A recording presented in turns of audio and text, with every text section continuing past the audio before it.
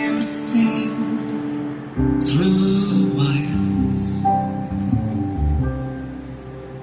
I can hear him through the wire, but my Wichita lineman is still on the line.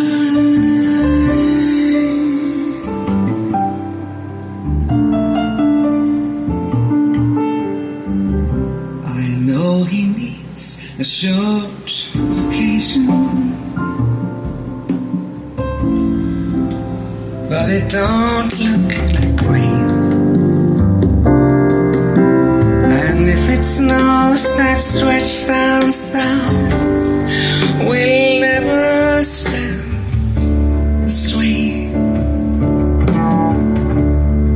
I know I need him more than wanting, and I want him for all time. But my Wichita lineman still on the line.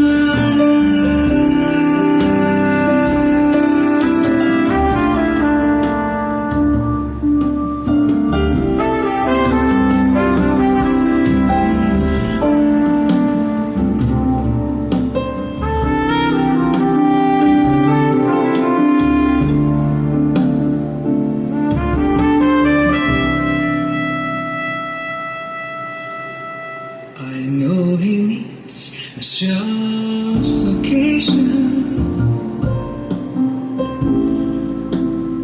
but it don't look like rain. And if it snows that stretch down south, we'll never stand the strain. I know I need him more than wanting, and I want him for all time. But my Wichita lineman still on the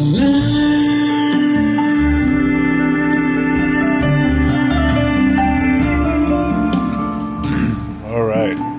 So just because I don't want to make the video that long, but I'm going to mention some of the things that I love about these speakers. I love that these don't get that low in bass, and that's totally okay because that's not my focus. My focus is to listen to the high fidelity, the depth in the voice, the pain in the voice, and and even at high volumes, you want to make sure that it doesn't fatigue your ear. And how do you create this type of sound with these speakers? Well, first of all, it has a chip created, I believe, by Texas Instruments, where I feel they did a fantastic job. The sound separation sounds amazing. The bongos sound like they're far away. The piano sounds like it's over here. The voice sound in the middle, and they do a pretty great job at imaging.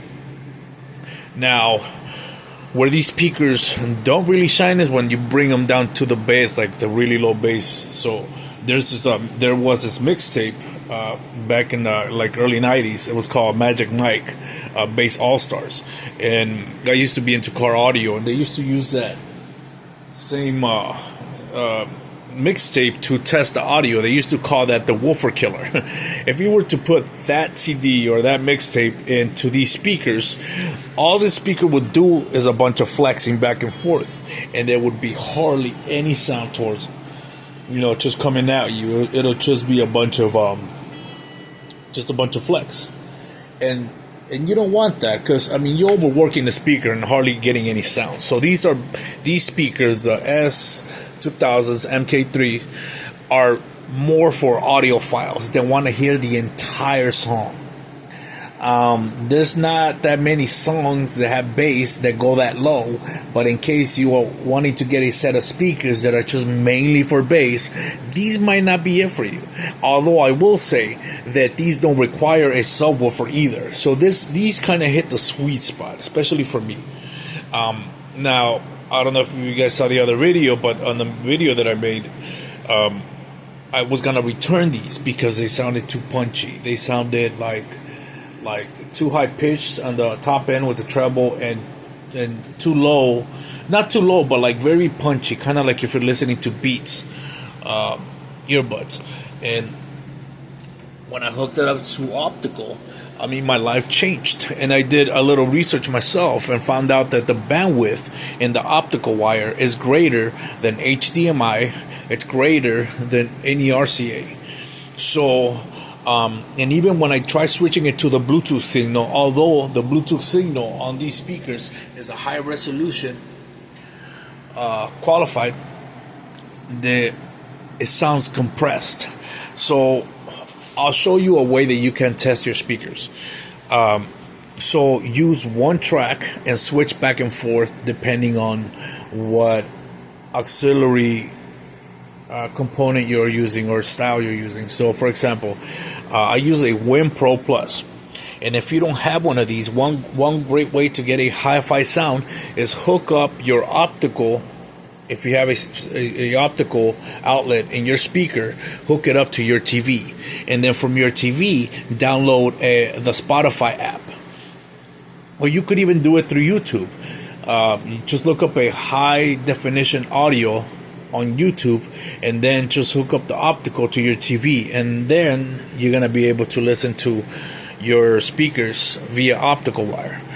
But you're gonna want to try to do one song and go back and forth between RCAs and optical, or Bluetooth versus optical, wire, and test what is the best. But I'm gonna tell you flat out, optical wins every time. When I have it on Bluetooth, the sound sounds compressed, the volume lowers down, and I don't hear the pain in the person's voice. It just sounds like music coming out of a speaker. Yes, yay! It sounds like it's like, it reminds me of a 5-year-old, which actually happened. 5-year-old asked me, I asked him actually, what is the fastest bike out there? Motorcycle. He said Harley Davidson, and I go, how can you come to that conclusion? You only know one bike. There's Ducatis, there's the Ninjas out there. There's so many bikes out there that are way outdo a Harley Davidson, but people know what people know, and they haven't tasted what's out there. I've been in rooms where the system costs over $1.5 million, and that just 2 speakers and 4 amps on the ground.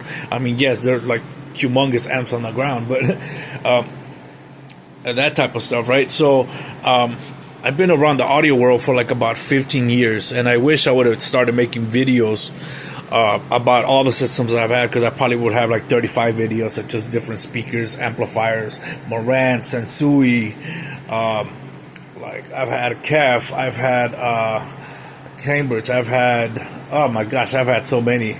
I had a Dalquish 20s. I had those. I had Peachtree. I've had a lot of things. Well, anyway, these are the speakers that kind of broke me into making videos, because I just want to teach you how to get the best audio for the buck, right? I'm getting my services through my signal through the Win Pro Plus, and they have a good chip inside there that allows the Wi-Fi signal to communicate to the speakers via optical.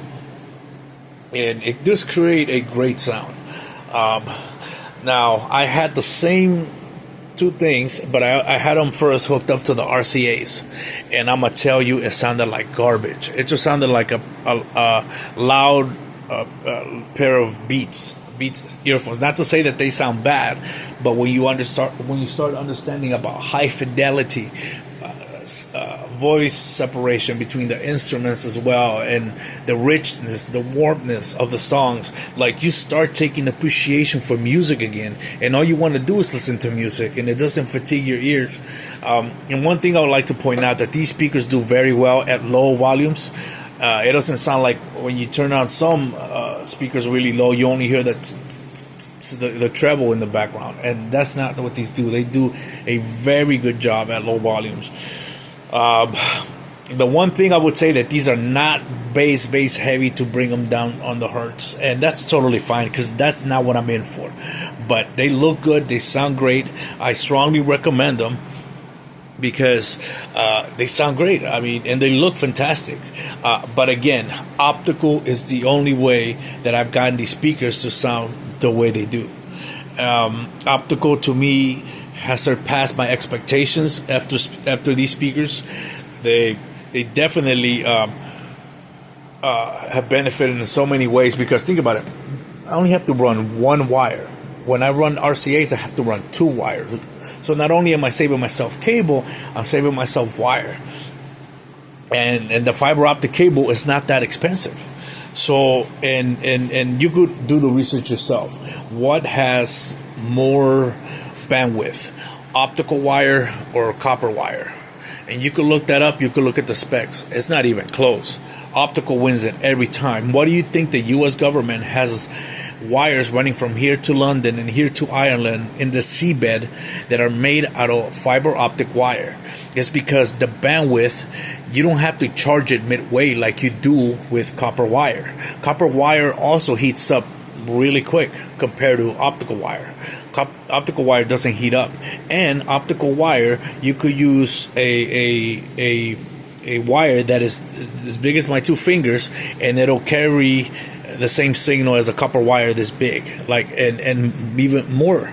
And the science behind optical wire, it is so intriguing to me. It's almost like witchcraft, man. It's like what the heck is happening here? I don't understand it.